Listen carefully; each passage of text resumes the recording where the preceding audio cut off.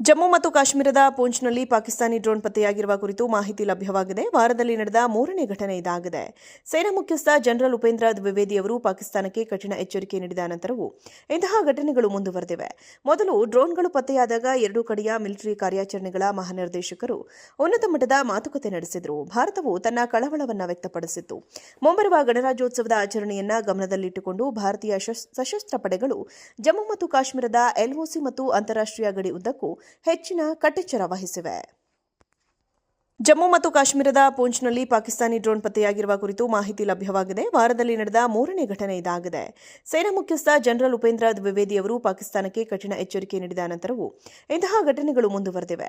ಮೊದಲು ಡ್ರೋನ್ಗಳು ಪತ್ತೆಯಾದಾಗ ಎರಡೂ ಕಡೆಯ ಮಿಲಿಟರಿ ಕಾರ್ಯಾಚರಣೆಗಳ ಮಹಾನಿರ್ದೇಶಕರು ಉನ್ನತ ಮಟ್ಟದ ಮಾತುಕತೆ ನಡೆಸಿದರು. ಭಾರತವು ತನ್ನ ಕಳವಳವನ್ನು ವ್ಯಕ್ತಪಡಿಸಿತ್ತು. ಮುಂಬರುವ ಗಣರಾಜ್ಯೋತ್ಸವದ ಆಚರಣೆಯನ್ನ ಗಮನದಲ್ಲಿಟ್ಟುಕೊಂಡು ಭಾರತೀಯ ಸಶಸ್ತ್ರ ಪಡೆಗಳು ಜಮ್ಮು ಮತ್ತು ಕಾಶ್ಮೀರದ ಎಲ್ಒಸಿ ಮತ್ತು ಅಂತಾರಾಷ್ಟ್ರೀಯ ಗಡಿ ಉದ್ದಕ್ಕೂ ಹೆಚ್ಚಿನ ಕಟ್ಟೆಚ್ಚರ ವಹಿಸಿವೆ. ಜಮ್ಮು ಮತ್ತು ಕಾಶ್ಮೀರದ ಪೂಂಚ್ನಲ್ಲಿ ಪಾಕಿಸ್ತಾನಿ ಡ್ರೋನ್ ಪತ್ತೆಯಾಗಿರುವ ಕುರಿತು ಮಾಹಿತಿ ಲಭ್ಯವಾಗಿದೆ. ವಾರದಲ್ಲಿ ನಡೆದ ಮೂರನೇ ಘಟನೆ ಇದಾಗಿದೆ. ಸೇನಾ ಮುಖ್ಯಸ್ಥ ಜನರಲ್ ಉಪೇಂದ್ರ ದ್ವಿವೇದಿ ಅವರು ಪಾಕಿಸ್ತಾನಕ್ಕೆ ಕಠಿಣ ಎಚ್ಚರಿಕೆ ನೀಡಿದ ನಂತರವೂ ಇಂತಹ ಘಟನೆಗಳು ಮುಂದುವರೆದಿವೆ. ಮೊದಲು ಡ್ರೋನ್ಗಳು ಪತ್ತೆಯಾದಾಗ ಎರಡೂ ಕಡೆಯ ಮಿಲಿಟರಿ ಕಾರ್ಯಾಚರಣೆಗಳ ಮಹಾನಿರ್ದೇಶಕರು ಉನ್ನತ ಮಟ್ಟದ ಮಾತುಕತೆ ನಡೆಸಿದರು. ಭಾರತವು ತನ್ನ ಕಳವಳವನ್ನು ವ್ಯಕ್ತಪಡಿಸಿತ್ತು. ಮುಂಬರುವ ಗಣರಾಜ್ಯೋತ್ಸವದ ಆಚರಣೆಯನ್ನ ಗಮನದಲ್ಲಿಟ್ಟುಕೊಂಡು ಭಾರತೀಯ ಸಶಸ್ತ್ರ ಪಡೆಗಳು ಜಮ್ಮು ಮತ್ತು ಕಾಶ್ಮೀರದ ಎಲ್ಒಸಿ ಮತ್ತು ಅಂತಾರಾಷ್ಟ್ರೀಯ ಗಡಿ ಉದ್ದಕ್ಕೂ ಹೆಚ್ಚಿನ ಕಟ್ಟೆಚ್ಚರ ವಹಿಸಿವೆ. ಜಮ್ಮು ಮತ್ತು ಕಾಶ್ಮೀರದ ಪೂಂಚ್ನಲ್ಲಿ ಪಾಕಿಸ್ತಾನಿ ಡ್ರೋನ್ ಪತ್ತೆಯಾಗಿರುವ ಕುರಿತು ಮಾಹಿತಿ ಲಭ್ಯವಾಗಿದೆ. ವಾರದಲ್ಲಿ ನಡೆದ ಮೂರನೇ ಘಟನೆ ಇದಾಗಿದೆ. ಸೇನಾ ಮುಖ್ಯಸ್ಥ ಜನರಲ್ ಉಪೇಂದ್ರ ದ್ವಿವೇದಿ ಅವರು ಪಾಕಿಸ್ತಾನಕ್ಕೆ ಕಠಿಣ ಎಚ್ಚರಿಕೆ ನೀಡಿದ ನಂತರವೂ ಇಂತಹ ಘಟನೆಗಳು ಮುಂದುವರೆದಿವೆ. ಮೊದಲು ಡ್ರೋನ್ಗಳು ಪತ್ತೆಯಾದಾಗ ಎರಡೂ ಕಡೆಯ ಮಿಲಿಟರಿ ಕಾರ್ಯಾಚರಣೆಗಳ ಮಹಾನಿರ್ದೇಶಕರು ಉನ್ನತ ಮಟ್ಟದ ಮಾತುಕತೆ ನಡೆಸಿದರು. ಭಾರತವು ತನ್ನ ಕಳವಳವನ್ನು ವ್ಯಕ್ತಪಡಿಸಿತ್ತು. ಮುಂಬರುವ ಗಣರಾಜ್ಯೋತ್ಸವದ ಆಚರಣೆಯನ್ನ ಗಮನದಲ್ಲಿಟ್ಟುಕೊಂಡು ಭಾರತೀಯ ಸಶಸ್ತ್ರ ಪಡೆಗಳು ಜಮ್ಮು ಮತ್ತು ಕಾಶ್ಮೀರದ ಎಲ್ಒಸಿ ಮತ್ತು ಅಂತಾರಾಷ್ಟ್ರೀಯ ಗಡಿ ಉದ್ದಕ್ಕೂ ಹೆಚ್ಚಿನ ಕಟ್ಟೆಚ್ಚರ ವಹಿಸಿವೆ.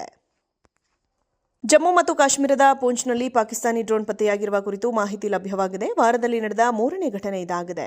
ಸೇನಾ ಮುಖ್ಯಸ್ಥ ಜನರಲ್ ಉಪೇಂದ್ರ ದ್ವಿವೇದಿ ಅವರು ಪಾಕಿಸ್ತಾನಕ್ಕೆ ಕಠಿಣ ಎಚ್ಚರಿಕೆ ನೀಡಿದ ನಂತರವೂ ಇಂತಹ ಘಟನೆಗಳು ಮುಂದುವರೆದಿವೆ. ಮೊದಲು ಡ್ರೋನ್ಗಳು ಪತ್ತೆಯಾದಾಗ ಎರಡೂ ಕಡೆಯ ಮಿಲಿಟರಿ ಕಾರ್ಯಾಚರಣೆಗಳ ಮಹಾನಿರ್ದೇಶಕರು ಉನ್ನತ ಮಟ್ಟದ ಮಾತುಕತೆ ನಡೆಸಿದರು. ಭಾರತವು ತನ್ನ ಕಳವಳವನ್ನು ವ್ಯಕ್ತಪಡಿಸಿತ್ತು. ಮುಂಬರುವ ಗಣರಾಜ್ಯೋತ್ಸವದ ಆಚರಣೆಯನ್ನ ಗಮನದಲ್ಲಿಟ್ಟುಕೊಂಡು ಭಾರತೀಯ ಸಶಸ್ತ್ರ ಪಡೆಗಳು ಜಮ್ಮು ಮತ್ತು ಕಾಶ್ಮೀರದ ಎಲ್ಒಸಿ ಮತ್ತು ಅಂತಾರಾಷ್ಟ್ರೀಯ ಗಡಿ ಉದ್ದಕ್ಕೂ ಹೆಚ್ಚಿನ ಕಟ್ಟೆಚ್ಚರ ವಹಿಸಿವೆ.